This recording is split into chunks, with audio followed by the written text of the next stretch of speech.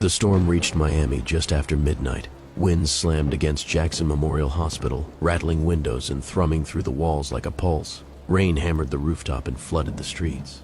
Inside, emergency lights flickered as the backup generators kicked in. The building groaned under the pressure of wind and rising water.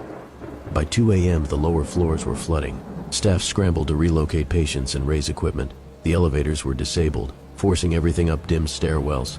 Chaos reigned, alarms, rushing footsteps, and the distant howling of wind through vents. Room 312 held a patient admitted earlier for a minor head injury. Stable, monitored, due for discharge after the storm passed. She was last seen lying awake, her chart clipped to the end of the bed. By morning, she was gone. No one saw her leave. The cameras captured one image at 3:17 a.m., a figure in scrubs walking beside her down a hallway. The footage glitched, turned to static, then resumed. Empty corridor, no exit logs, no transfer orders, no follow-up footage. In the sub-basement, now partially submerged, maintenance crews found a door ajar and a storm drain gate swinging open.